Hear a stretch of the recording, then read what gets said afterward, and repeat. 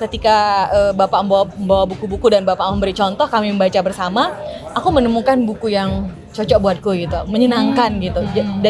Dan ketika bertemu dengan buku yang kusuka, aku pikir itu menjadi satu pintu masuk buatku untuk terus-menerus mencintai buku gitu. Jadi nggak usah pakai satu target yang luar biasa, tapi targetnya misalnya 1 bulan 1 buku, 1 hari aku baca 10 halaman aja, itu cukup sebenarnya. Sampai nanti kebiasaan itu terbangun. Katanya kan membangun kebiasaan cukup 40 hari ya.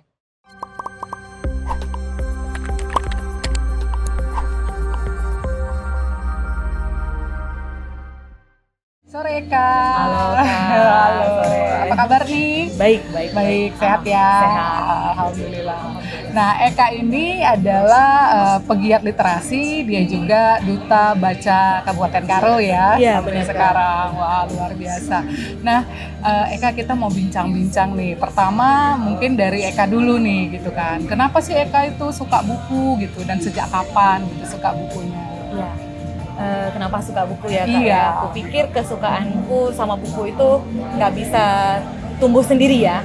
Itu tumbuh itu melalui waktu, ada proses. Jadi nggak serta-merta tiba-tiba aku suka baca buku, tapi ada proses yang dijalani untuk mencintai buku tersebut. Kalau sekarang misalnya kenapa aku suka baca buku, karena ya aku pikir itu jadi kebutuhanku juga, sudah menjadi kebutuhan. Tapi selain itu aku ngerasa ketika aku bersama dengan buku, aku punya teman yang selalu setia gitu kan, yang nggak pernah ya kayak misalnya ya semakin kita dewasa kan kita ngerti nih bagaimana berteman gitu ya. Tapi kalau bersama buku itu kita ketemu teman yang nggak pernah mengkhianati ibaratnya gitu ya. Jadi selalu ngerasa punya teman gitu lewat kisah-kisah yang aku baca, lewat pengetahuan yang ada di dalamnya, itu selalu ngerasa punya teman. Itu sekarang gitu. Tapi kalau misalnya dulu kenapa mencintai buku, kenapa tumbuh rasa cinta terhadap buku tersebut gitu.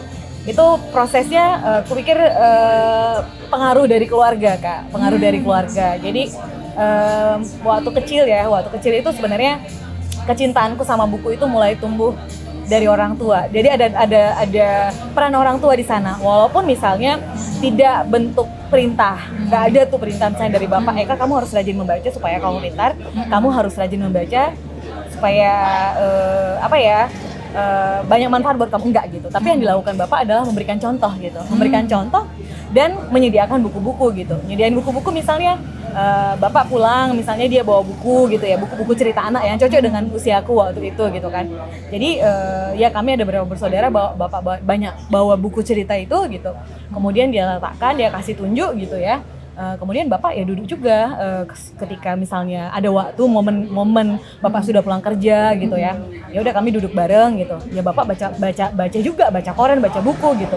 Dan buat kami anak-anaknya waktu itu, aku sebagai anak kecil, dan mungkin ini selalu kuceritakan juga ya, waktu kecil tuh ngelihat bapak baca buku, baca koran, kupikir itu salah satu contoh yang baik kan gitu. Orang tuaku melakukan kegiatan tersebut, membaca buku, berarti itu adalah sebuah kegiatan yang positif, baik gitu. Jadi sebagai anak kecil kita kan suka meniru ya, menggugu gitu ya. Jadi aku ya ikutin apa yang dilakukan sama bapak, pelan-pelan baca bukunya, lihat dulu gitu kan, ternyata menyenangkan gitu, asik ya baca buku itu gitu, ketemu sama bacaan yang cocok buatku gitu. Ketika bapak membawa buku-buku dan bapak memberi contoh, kami membaca bersama, aku menemukan buku yang cocok buatku gitu, menyenangkan gitu. Dan ketika bertemu dengan buku yang kusuka, aku pikir itu menjadi satu pintu masuk buatku untuk terus-menerus mencintai buku gitu. Berarti sejak kecil nih, SD gitu? Iya, dari SD. Dan aku masih ingat sekarang judul bukunya itu kalau ditanya gitu kan, Kak. Itu buku cerita yang mungkin bukan dari pengarang yang sekarang namanya kita kenal banget gitu, enggak gitu. Judulnya Tara Anak Tengger. Penulisnya namanya Wahab waktu itu. Itu buku cerita anak dan ya aku jatuh cinta dengan buku itu karena ngerasa menemukan teman gitu. Kisah-kisahnya itu juga kayak relate dengan aku gitu, dan aku pengen berkenalan dengan tokoh-tokohnya. Jadi masuk ke dalam cerita itu dan menyukai buku. Kemudian ketika ngerasa buku-buku yang disediakan oleh bapak nggak cukup, ya udah aku mulai cari sendiri, cari ke perpustakaan kah, atau cari di toko buku bekas gitu, karena tinggal di kota kecil kan toko buku nggak ada, jadi cari ke pasar ada yang jual buku bekas, ya udah beli buku bekas itu pakai jajan gitu. Ketika masuk SMP ada perpustakaan, SMA juga ada perpustakaan gitu, dan mulai mencari variasi buku ya lebih banyak lagi gitu. Ya udah disitulah makin menyukai buku dan terus sampai sekarang suka dengan buku-buku. Jadi gitu sih. diawali dari apa ya? Akhirnya ketika mencintai, berimajinasi dengan buku, kemudian menjadi sebuah kebutuhan. Iya. Gitu ya, buku itu ya. Iya. Jadi semacam candu dengan buku. Bener gitu Kak. ya. Dan kalau misalnya kita mau tarik ke belakang lagi sebenarnya, dan ini kupikir juga nggak bisa dilupakan ya. Kalau kita tarik ke belakang lagi sebenarnya bagaimana aku berkenalan dengan buku-buku itu juga dimulai dari sebuah tradisi yang kelihatannya sederhana gitu, tapi itu berdampak besar terhadap diriku sendiri gitu. Yaitu dongeng. Jadi berdongeng sebenarnya. Nenek dulu suka dongengin aku waktu kecil. Jadi sebelum aku kenalan dengan buku-buku, itu aku sudah berkenalan dengan dongeng, cerita-cerita rakyat. Karena nenekku tuh kan tidak baca tulis ya, tidak bisa baca tulis gitu. Tapi dia punya tradisi lisan, tradisi tutur lisan gitu, bercerita, berdongeng gitu. Nah itu yang diceritain dan itu aku pikir adalah satu pintu masuk juga gitu. Makanya kalau ada penelitian yang bilang mendongeng itu baik ya untuk mengembangkan imajinasi anak, bahkan juga untuk kemudian melatih anak ya mulai masuk mencintai membaca gitu. Itu masuk akal sekali sebenarnya gitu. Karena aku juga ngalamin gitu. Aku masuk mencintai buku, kupikir itu jadi satu pintu masuk yang penting sekali dan nggak bisa dilupakan dan harus disebut gitu menurutku Kak. Oh iya. Jadi kalau ini kan dari kecil nih suka buku, kemudian dongeng juga. Terus kalau sekarang itu buku-buku apa sih yang Eka suka gitu dibaca? Mungkin genrenya apa gitu. Terus biasanya buku apa yang paling gemar Eka baca? Aku tetap sih Kak paling suka itu ya buku-buku sastra ya. Makanya kemudian juga aku ngambil kuliahnya sastra kan. Aku alumnus sastra Indonesia. Jadi dari SMP juga sudah suka sastra. Kemudian mulai nulis cerpen juga dari SMP. SMA udah mulai nulis puisi gitu kan.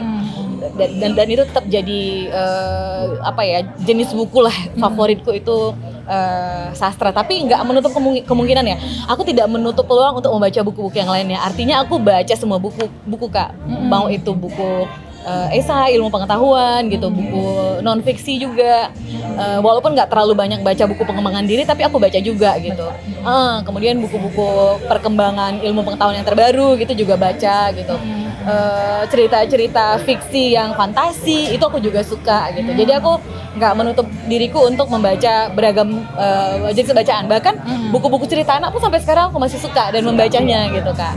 Jadi ya sebenarnya semua genre buku. Iya, tapi tetap memang yang paling favorit itu ya sastra tadi itu gitu.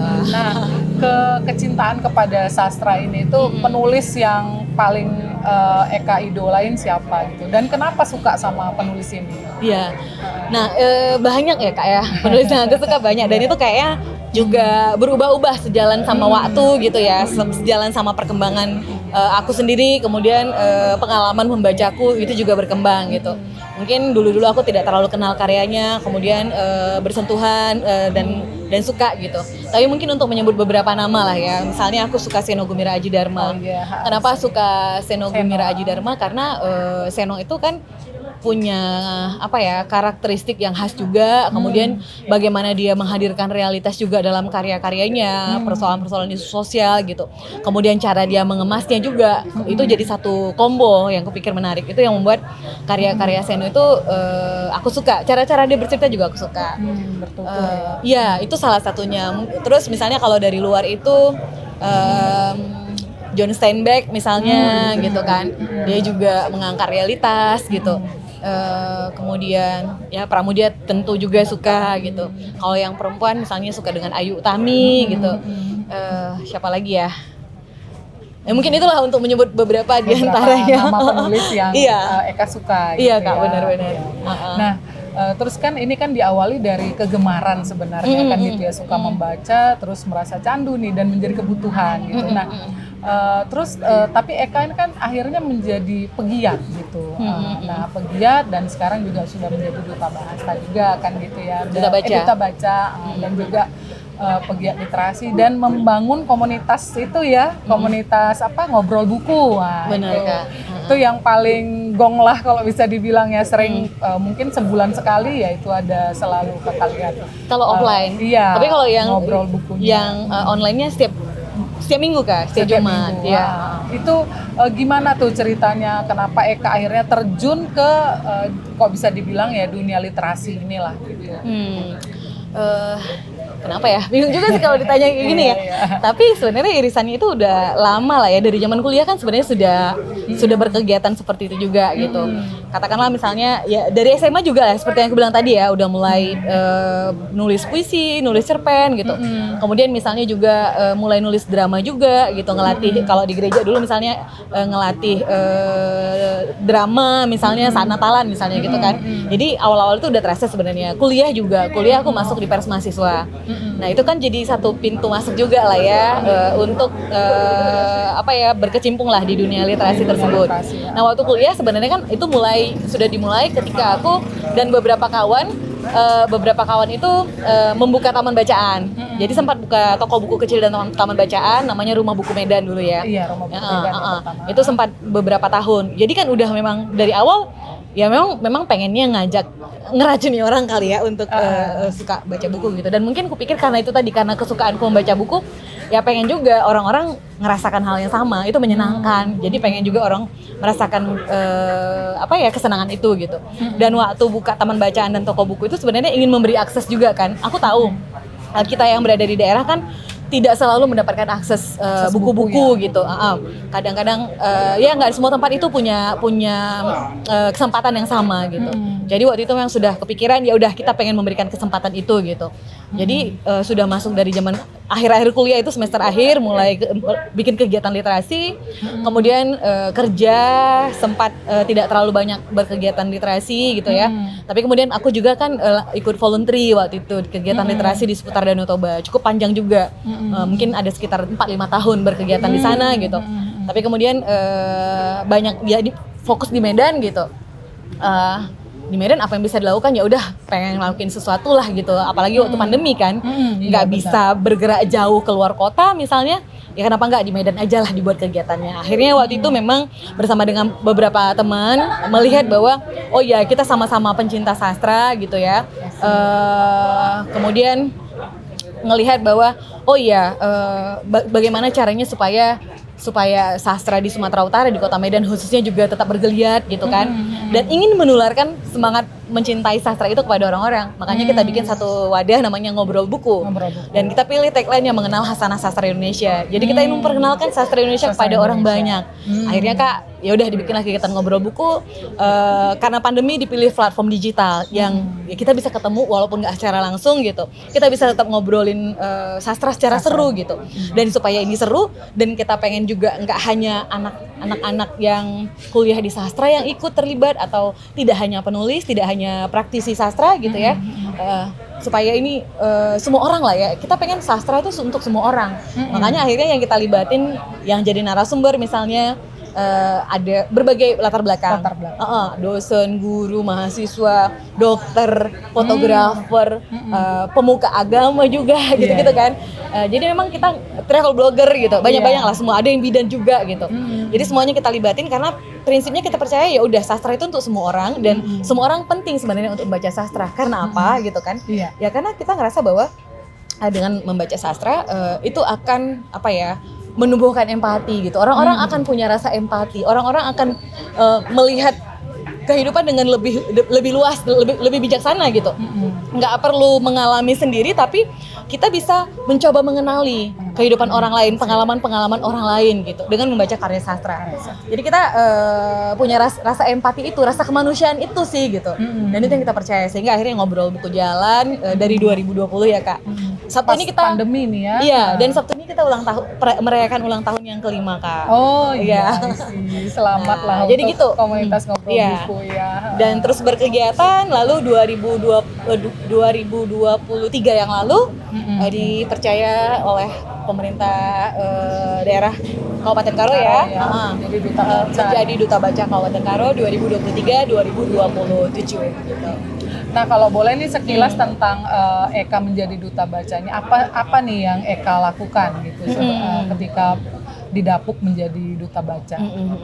Kalau sekarang ketika didapuk menjadi duta baca, tentu aku tetap mengkampanyekan minat baca lewat kegiatan-kegiatan yang aku lakukan. Tentu ketika aku dipercaya sebagai duta baca, aku secara profil harus juga menunjukkan aku adalah sosok yang memang mencintai membaca gitu. Tentu aku tetap mengupayakan itu ya Kak ya. Dan kupikir itu adalah satu tanggung jawab yang harus ku lakukan dengan setia gitu ya. Jadi tetap menunjukkan menjadi contoh untuk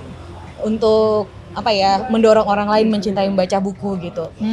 Kemudian untuk Kabupaten Karonya sendiri ya melakukan bersama dengan Dinas Perpustakaan dan Arsip Kabupaten Karo, karena mereka yang mengurusin itu gitu kan Kak. Waktu pelantikannya juga di bawah Dinas Perpustakaan dan Arsip Kabupaten Karo. Jadi bersama dengan mereka itu melakukan kegiatan-kegiatan kampanye minat baca gitu, ke sekolah misalnya, ke perpustakaan gitu, atau membuat kegiatan yang seperti itu yang dilakukan. Masih yang seperti itulah Kak, dan terus menerus mendorong juga teman-teman yang ada di Karo ya berkegiatan, kan tentu nggak bisa sendiri ya Kak ya. Apalah artinya satu duta gitu kan. Tentu benar. butuh banyak agen-agen literasi yang lainnya, butuh banyak dukungan teman-teman yang lainnya gitu. Jadi memang bersama dengan teman-teman di Karo ya mengupayakan supaya ya saling motivasi bareng aja sih gitu Kak. Tantangan Eka lah dalam melakukan giat literasi ini selama ini apa gitu? Apa ya Kak ya? Tantangan ya? Iya. Sebenarnya kan yang paling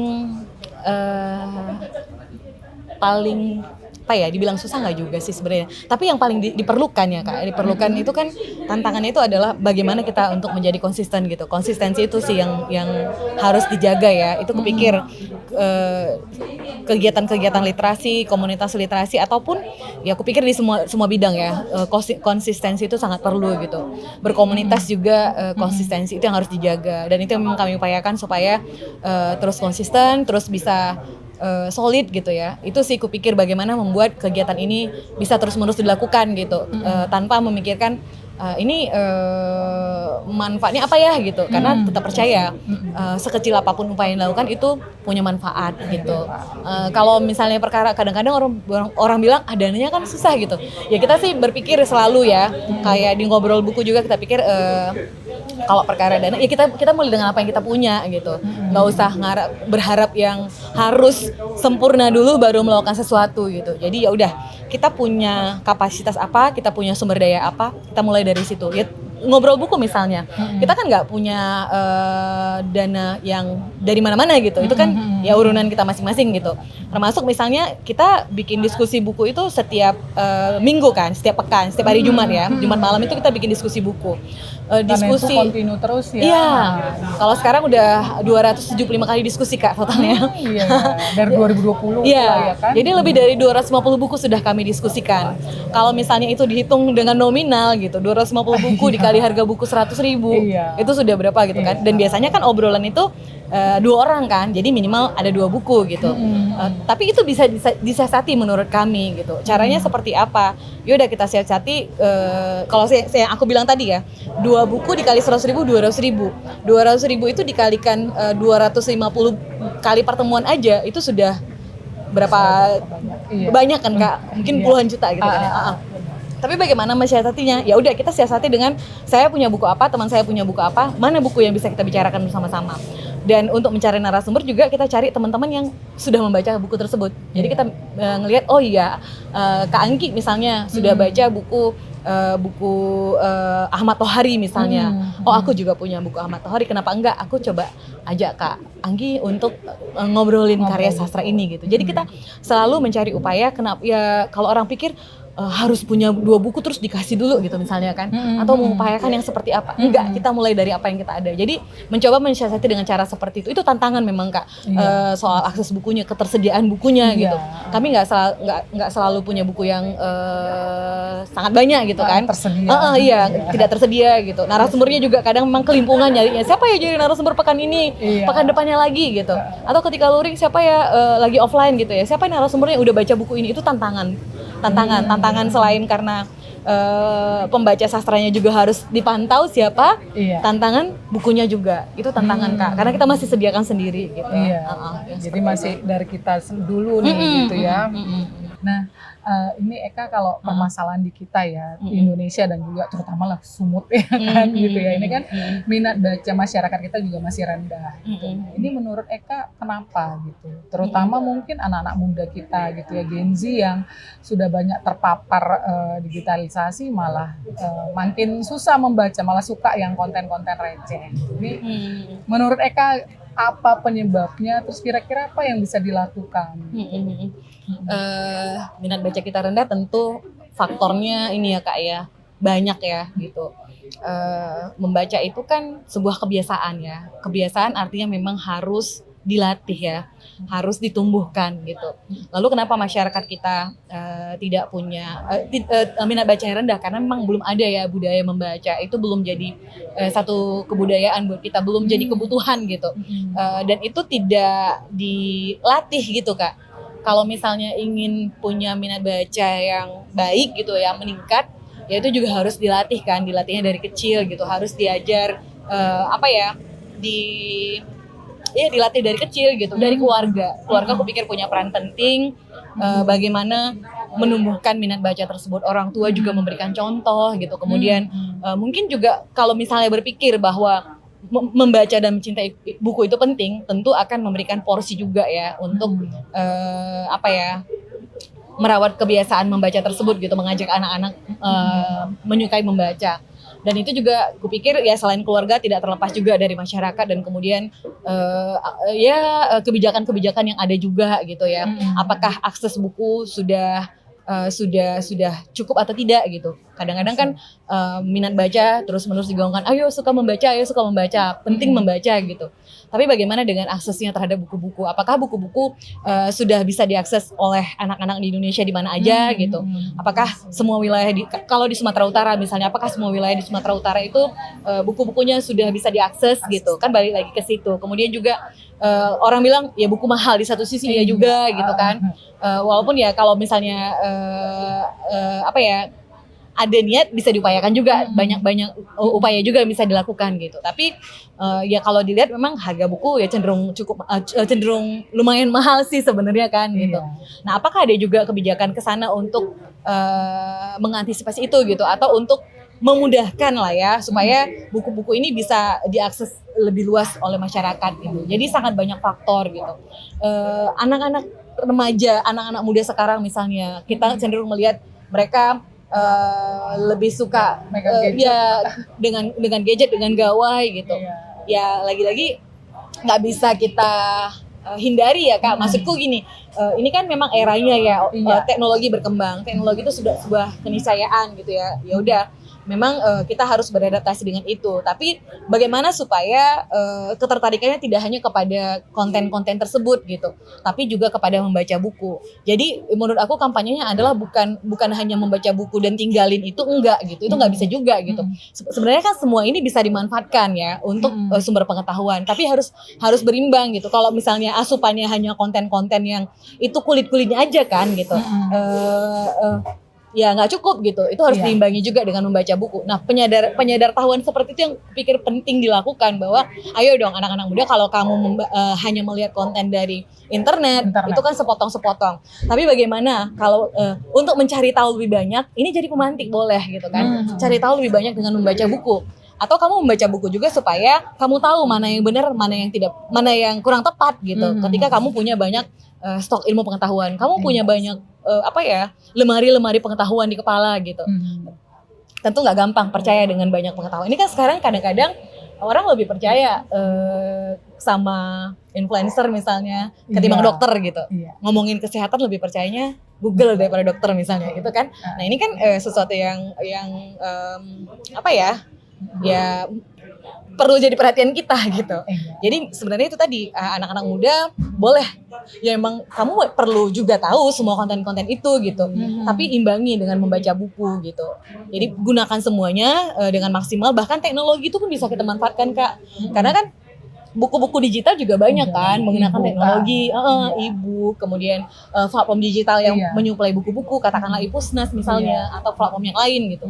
Itu semua bisa dimanfaatin. Tapi gimana caranya supaya mereka mulai membaca buku? Tentu perlu dorongan kan, dorongan dari banyak pihak. Apakah itu keluarga, sekolah juga aku pikir perlu, guru juga punya peran yang penting. Jadi ini ya peran banyak pihak gitu. Karena prinsipnya aku pikir bahwa kesejahteraan seorang anak, pendidikan seorang anak, atau apakah seorang anak ini akan punya masa depan yang baik, yaitu tanggung jawab orang dewasa yang berada di sekitarnya gitu.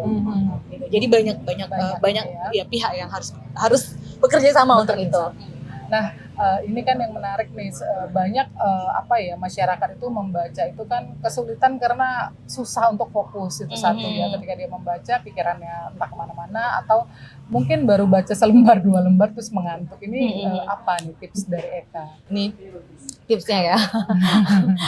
Kalau misalnya ingin suka sama membaca, aku pikir ya memang harus dibangun kebiasaannya Kak ya. Nggak harus yang berat-berat langsung gitu. Jadi kalau belum punya kebiasaan suka membaca, ya udah mulai temukan, cari apa yang disuka gitu. Ya bisa mulai dari buku-buku yang tipis dulu, atau buku bergambar, buku graphic novel atau komik juga boleh gitu. Jadi mulailah dari buku-buku yang menarik perhatian kita gitu. Dan itu bisa menjadi jalan bagi kita untuk menyukai buku tersebut gitu. Jadi cari buku yang kita suka, baca, dan nanti akan bisa naik levelnya terus gitu. Nggak cukup dengan ini, akan dicari yang lainnya. Jadi supaya nggak ngantuk, baca bukunya jangan pas capek badannya gitu. Artinya gini, yang mau saya sampaikan bahwa membaca buku itu sebaiknya bukan di sisa-sisa waktu kita gitu kan. Menjelang tidur gitu ya. Menjelang tidur boleh sebenarnya ya. Tapi maksudku bahwa kita harus juga memberikan waktu kita. Khusus ya. Iya, bukan karena pengisi waktu luang. Orang kan bilang ngisi waktu luang gitu. Ya nanti boleh, tapi mungkin kalau kita mau melatih kebiasaan membaca, kita harus memang membangun kebiasaan itu, ngasih waktu gitu. Jadi ngasih waktu ya udah sehari itu 10 menit misalnya, atau sehari 10 lembar aja dulu gitu.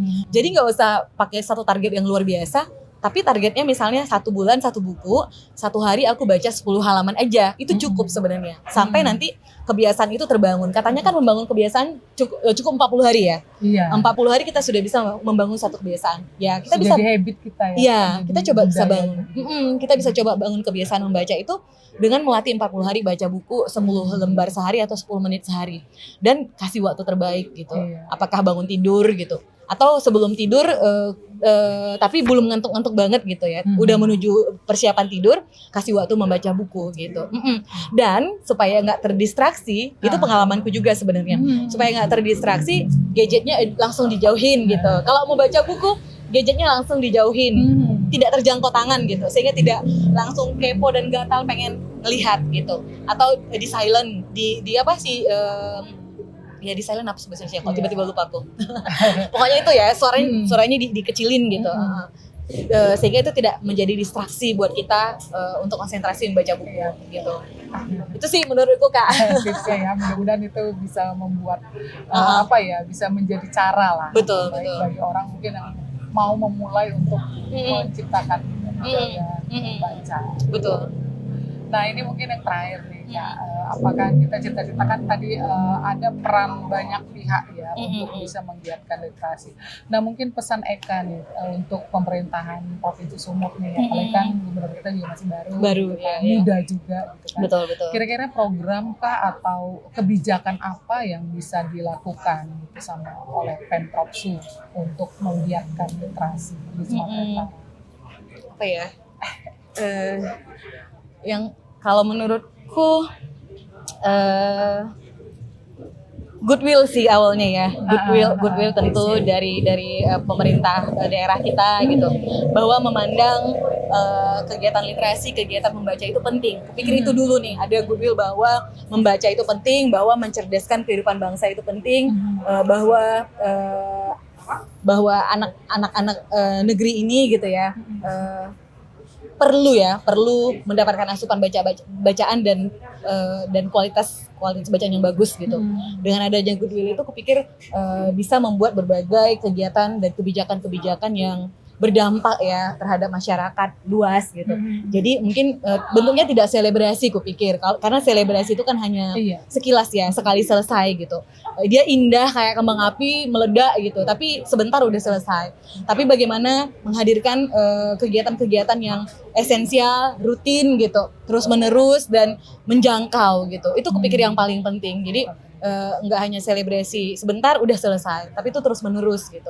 Dan itu tantangannya memang bagaimana membuat sebuah program yang konsisten itu gitu dan menjangkau. Itu sih kupikir Konsisten Kak. itu yang penting ya. Gitu Tidak sih, Kak. sekali setahun besar acaranya udah habis itu Selesai. udah gitu. Dan mungkin ya apa yang sudah ada nih, komunitas-komunitas yang sudah ada juga bisa diajak jadi rekan kerja ya. Nah, ini bisa jadi rekan kerja, bagaimana kita ya bergandengan tangan, lagi-lagi memang ini pekerjaan yang harus dilakukan bersama-sama gitu. Kalau mau punya dampak yang besar kan gitu. Apa ya, ketika ada kerjasama yang seperti itu, tentu daya jangkaunya juga akan lebih besar, daya ledaknya juga akan lebih besar gitu sih Kak. Oke, terima kasih Eka Ya. ngobrol-ngobrolnya. Ya, Sekali lagi sama-sama, terima Kak. kasih, Thank you. sukses selalu. Oke, kita sepakat bahwa membaca itu baik dan berdampak besar ya terhadap perkembangan seseorang dan perkembangan masyarakat. Karena itu teruslah membaca untuk menjadi lebih baik. Terima kasih.